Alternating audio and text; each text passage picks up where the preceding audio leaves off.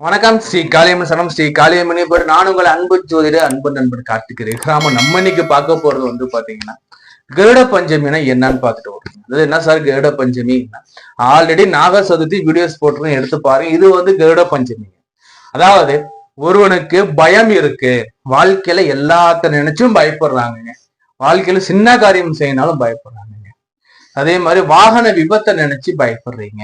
வண்டி வாகனம் விபத்துக்குள்ளாயிடுமோன்னு பயம் இருக்கு, வாகனம் பயம் இருக்கு, அகால மரணம் நினைச்சு எனக்கு பயம் இருக்குன்னா நீங்க எல்லாமே வந்து விரதம் இருக்கக்கூடியதுன்னு பாத்தீங்கன்னா இந்த கருட பஞ்சமி. இந்த கருட பஞ்சமி நம்ம பார்த்துட்டு வர்றதுக்கு முன்னாடி நம்ம சேனலை சப்ஸ்கிரைப் பண்ணி வச்சுக்கோங்க, வீடியோவை லைக் பண்ணுங்க, உங்க ஃப்ரெண்ட்ஸ் கூட லிங்கை ஷேர் பண்ணி விடுங்க.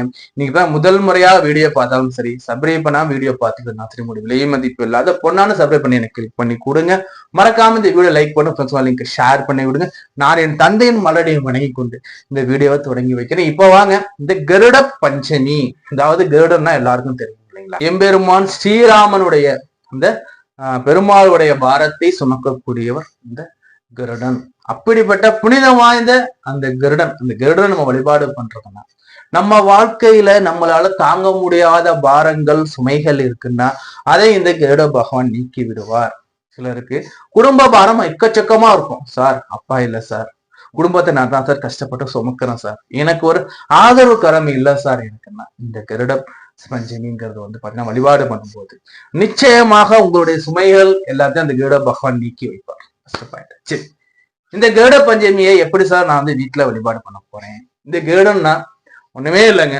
கருட பஞ்சமி அன்னைக்கு தாய் திரௌபதி அன்னைய வழிபாடு பண்றது ரொம்ப ரொம்ப ரொம்ப முக்கியங்க.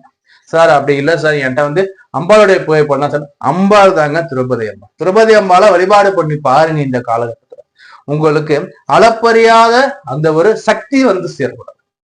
ஒரு உடல்ல சக்தி இருந்தால் மட்டும்தான் அடுத்து செயல்படுத்த முடியும் இல்லைங்களா? சரி, அது அதே மாதிரி இந்த திரௌபதி அம்மன் ஆலயத்துக்கு போய் வழிபாடு பண்ணிட்டு அர்ச்சனை பண்ணிட்டு அந்த கருட பகவான் நினைச்சு வீட்டுல உபவாசம் இருக்க முடியும்னா உபவாசம் இருந்து வழிபாடு பண்ணிப்பாரு.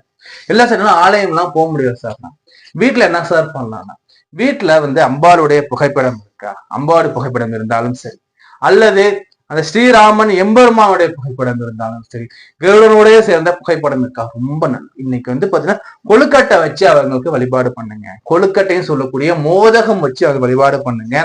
அதே மாதிரி பாத்தீங்கன்னா நிவேதியத்துக்கு பால் வச்சு வழிபாடு பண்ணுங்க. ஒரு கிளாஸ் பால்ல வந்து பாத்தீங்கன்னா தேன் கலந்து வச்சுக்கோங்க, ஏலக்காய் நசுக்கி போட்டுக்கோங்க. அந்த பால் வச்சு நிவேதியம் பண்ணுங்க, கொழுக்கட்டை வச்சு அவர் நிவேதியம் பண்ணுங்க. இதை பண்ணும்போது அதே மாதிரி பெருமாள் கூட இருக்கிறான்னா துளசி மாலை போட்டு பெருமாள் இருக்கக்கூடிய அந்த கேடாழ்வாருக்கு வந்து என்னன்னா வந்து துளசி மாலை போட்டு அவரை வழிபாடு பண்ணும்போது உங்களுக்கு சகல சௌபாக்கியம் வந்து சேருங்க. அதே மாதிரி இன்னொன்னு சொல்றோம் பாருங்க, ஒரு சிவப்பு நிற கயிறை எடுத்துக்கோங்க. எடுத்தது சிவப்பு நிற கயிறுல வந்து பாத்தீங்கன்னா ஒரு 10 முடிச்சு போடுங்க. ஏன் சார் 10 முடிச்சுன்னா நீங்க கையில கட்டும் போது 10 + 1 11 முடிச்சு ஆயிடும். சரி, புரியுதுங்களா? சரி, 10 முடிச்சுகள் போட்டு கருடனுக்கு வலது பக்கம் எடுத்துருங்க. கருடனுக்கு வலது பக்கம் இந்த கயிறு இருக்கணும். கயிறு ரச்சையா நினைச்சுக்கோங்க.